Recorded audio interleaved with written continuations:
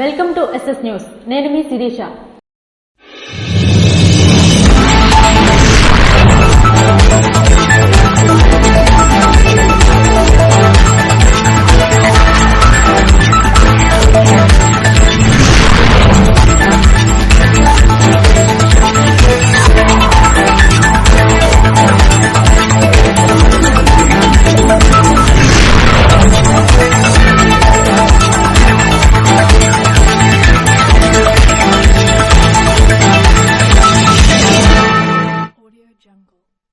పాతపట్నం నియోజకవర్గ కేంద్రం తెలుగుదేశం పార్టీ కార్యాలయంలో మీడియా సమావేశంలో ఎమ్మెల్యే ఎంజీఆర్ మాట్లాడారు.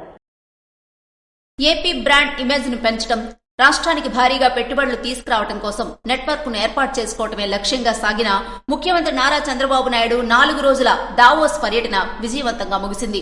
ఈ 4 రోజులు ఒకవైపు ప్రపంచంలోని ప్రముఖ సంస్థల సీఈఓలు, అధిపతులతో, పలు దేశాల ప్రతినిధులతో చర్చలు జరుపుతూనే మరోవైపు రౌండ్ టేబుల్ సమావేశాలు, సదస్సుల్లో విరామం లేకుండా పాల్గొని ఆంధ్రప్రదేశ్ బ్రాండ్ ను కార్పొరేట్ దిగ్గజాల్లో చంద్రబాబు నాయుడు బలంగా నాటారు అని మామిడి గోవిందరావు అన్నారు. ప్రపంచ అత్యున్నత వాణిజ్య సంస్థల అధిపతులతో ప్రపంచ ఆర్థిక సదస్సు వేదికగా ఏపీ బ్రాండ్ ఇమేజ్ ను పెంచడంలో ముఖ్యమంత్రి నారా చంద్రబాబు నాయుడు అని తెలియజేశారు.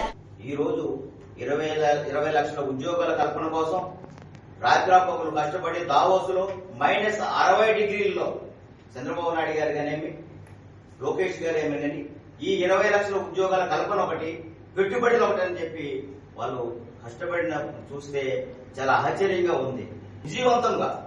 విజయవంతంగా పారిశ్రామికవేత్తలతో కూర్చొని విజయవంతంగా చంద్రబాబు నాయుడు గారిని, లోకేష్ గారి విజన్ చూసి, ఏఐ గురించి చూసి, విజన్ చూసి అక్కడ ఉన్న పారిశ్రామికవేత్తలందరూ రెడ్ కార్పెట్ పరిచి మీ రాష్ట్రానికి మేము వస్తాం, పెట్టుబడులు పెట్టిస్తామని చెప్పడం అనేది చాలా సంతోషకర విషయం.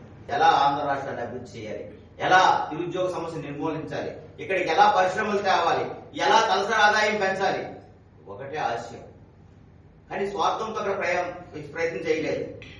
అందరు ముఖ్యమంత్రుల్ని, అందరినీ కూడా ఒక తాటిపై తెచ్చి అందరు భారతదేశం తరఫున అందరికీ నాయకత్వం వహించి మాకు పెట్టుబడులు రావాలి, భారతదేశానికి అభివృద్ధి చెందాలని చేసిన ఏకైక విజన్ నాయకుడు ఎవరైనంటే చంద్రబాబు నాయుడు గారిని తెలియజేసుకుంటూ మీ అందరికీ మరొకసారి కృతజ్ఞతలు తెలియజేసుకుంటున్నాను.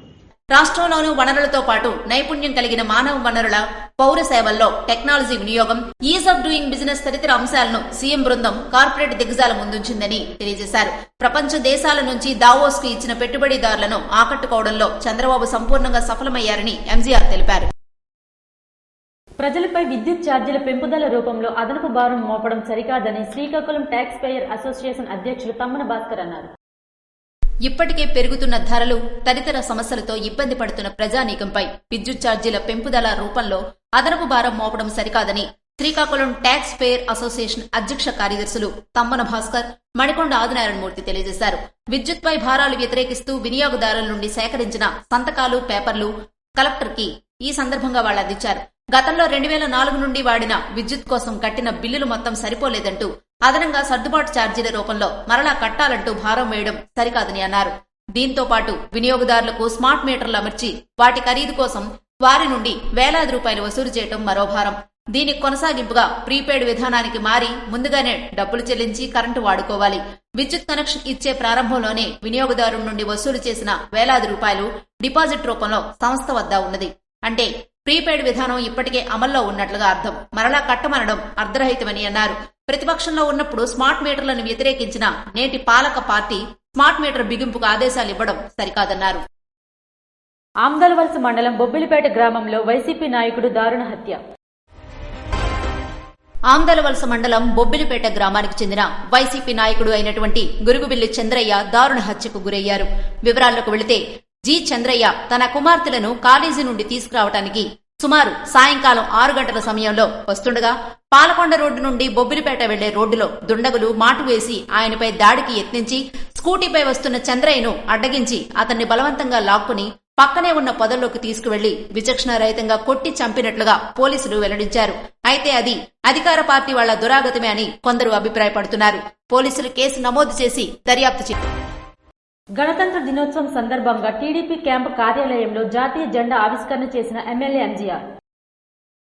పాతపట్నం నియోజకవర్గ శాసనసభ్యులు వారి క్యాంపు కార్యాలయంలో 76వ గణతంత్ర దినోత్సవం సందర్భంగా శాసనసభ్యులు మామిడి గోవిందరావు జాతీయ జెండా ఆవిష్కరణ చేశారు. అనంతరం నియోజకవర్గ ప్రజలకు గణతంత్ర దినోత్సవ శుభాకాంక్షలు తెలియజేస్తూ గణతంత్ర దినోత్సవ విశిష్టతను తెలుపుతూ విద్యార్థులకు పుస్తకాలు పంపిణీ చేశారు.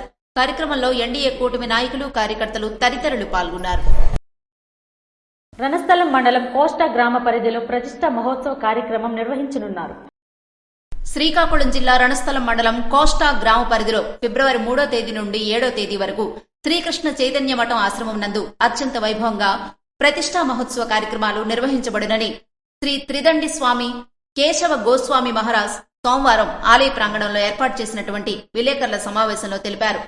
ఈ కార్యక్రమానికి సుదూర ప్రాంతాల నుండి వేలాది మంది భక్తులు, విశిష్టమైనటువంటి స్వామీజీలు, పీఠాధిపతులు వస్తున్నారని, ఎక్కడా లేని విధంగా ఈ ప్రాంతంలో ఈ యొక్క భగవంతుని ఆలయం నిర్మితమైనది కావున చుట్టుపక్కల గ్రామ ప్రజలంతా ఈ 5 రోజులు స్వామివారిని దర్శించుకుని తీర్థప్రసాదాలు స్వీకరించి స్వామివారి సేవలో పాల్గొవాలని పిలుపునిచ్చారు. నారా లోకేష్ యువగలం పాదయాత్ర ఆంధ్రప్రదేశ్ రాజకీయాల్లో ఒక సరికొత్త అధ్యయనమని ఎమ్మెల్యే బొగ్గి రమణమూర్తి అన్నారు. యువగళం పాదయాత్రకు 2 ఏళ్లు పూర్తి కావడంతో మంత్రి నారా లోకేష్ బాబుకి ఎమ్మెల్యే బొగ్గు రమణమూర్తి శుభాకాంక్షలు తెలియజేశారు. యువగళం పాదయాత్రతో టీడీపీ జాతీయ కార్యదర్శి నారా లోకేష్ ఏపీలో సరికొత్త అధ్యాయం సృష్టించారని అన్నారు. ఐటీ, మానవ వనరుల శాఖ మంత్రి నారా లోకేష్ ఒక సామాన్య వ్యక్తిగా పాదయాత్ర చేసి ఈ రాష్ట్ర ప్రజల సమస్యలు తెలుసుకున్నారని, కూటమి ప్రభుత్వం అధికారంలోకి రావడానికి యువనేత లోకేష్ కీలక పాత్ర పోషించారని బొగ్గు రమణమూర్తి పేర్కొన్నారు. అరాచక పాలనపై సమర సంఘం పూరించి రాష్ట్ర రాజకీయాలను మలుపు తిప్పిన చారిత్రాత్మక యువగళం పాదయాత్ర నేటితో 2 ఏళ్లు పూర్తి కావడం సంతోషకరమన్నారు. ప్రజల కష్టాలు వింటూ కన్నీళ్లు తుడుస్తూ సాగిన యువగళం పాదయాత్ర ప్రజా చైతన్యంలో సంపూర్ణ విజయం సాధించడమే కాక అరాచక ప్రభుత్వాన్ని కూకటి వేళ్లతో పెకలించి ప్రజాప్రభుత్వాన్ని స్థాపించడంలో కీలక పాత్ర పోషించిందని బొగ్గు రమణమూర్తి అన్నారు. 3123 కిలోమీటర్లు పాదయాత్ర పూర్తి చేసుకున్న సందర్భం 2 years అంటే తెలుగుదేశం పార్టీని ఒక పూర్వ ఉత్తేజాన్ని, ఒక హైప్ క్రియేట్ చేసినాడు. అతను ఏ నియోజకవర్గాలు తిరిగాడో ఆ నియోజకవర్గాలు సునామీ సృష్టించాడు. వేల కొద్ది మెజార్టీని ఇవ్వడమే కాకుండా 97% అసలు వెళ్ళిన కాన్సెన్స్లన్నీ విజయం సాధించాం. మరి ఈ తెలుగుదేశం పార్టీ రాబోయే భవిష్యత్తు తరాలకు మా నాయకుడు వచ్చాడు, అతనికి లోకేష్ బాబు. కార్యక్రమంలో నర్సన్నపేట, పోలాకి మండలాల తెలుగుదేశం పార్టీ ముఖ్య నాయకులు తదితరులు పాల్గొన్నారు. కోల్ ఇండియా ఆర్థిక సహకారంతో ఉద్దాన ప్రాంతానికి 15 కుట్టు మిషన్లు రోటరీ ప్రతినిధులు పంపిణీ చేశారు. కోల్ ఇండియా ఆర్థిక సహకారంతో ఉద్దానం ప్రాంతానికి 5 లక్షల రూపాయలు విలువ చేసే 15 కుట్టు మిషన్లను రోటరీ ప్రతినిధులు పంపిణీ చేశారు. ఈ మేరకు సోమవారం సోంపేట రోటరీ క్లబ్ ఆవరణలో నిరుపేద వర్గానికి చెందిన ఒంటరి మహిళలకు కుట్టు మిషన్లు అందజేసి వారి ఉపాధి కల్పనకు ఇంటర్నేషనల్ రోటరీ బాస్టర్ గా నిలిచింది. కార్యక్రమానికి ముఖ్య అతిథిగా పాల్గొన్న ఫాస్ట్ గవర్నర్ సుబ్బారావు నిరుపేద మహిళలకు కుట్టు మిషన్లు పంపిణీ చేస్తూ ఈ మిషన్లతో వచ్చిన ఆదాయంతో తమ పిల్లలను చదివించుకోవడంతో పాటుగా ఆదాయ వనరులు కల్పించుకోవాలని సోంపేట రోటరీ క్లబ్ రొటేరియన్లు ఉపాధి అవకాశాలు కల్పించే చర్యలు తీసుకుంటారని, ఈ మిషన్లను సద్వినియోగం చేసుకుని సమాజంలో గౌరవంగా బతకాలని తెలియజేశారు. బడుగు బలహీన వర్గాల ప్రజలకు రోటరీ ఎప్పుడూ బాస్టర్గా ఉంటుందని, గత ఏడాది ఈ ప్రాంతంలో 100 కుట్టు మిషన్లతో పాటుగా నిరుపేద విద్యార్థులకు సైకిళ్లు పంపిణీ చేయడం జరిగిందని తెలిపారు. సోంపేట రోటరీ క్లబ్ రాష్ట్రంలోనే ప్రత్యేక గుర్తింపు పొందిందని, దీనికి గల కారణం ఫాస్ట్ రోటరీ సోంపేట అధ్యక్షుడు, జిల్లా Rotary public image chairman Duddi Srinivasarao అని కొనియాడారు. ఇవి ఈనాటి వార్తలు. మరిన్ని వార్తలతో మళ్లీ కలుద్దాం. చూస్తూనే ఉండండి SS న్యూస్.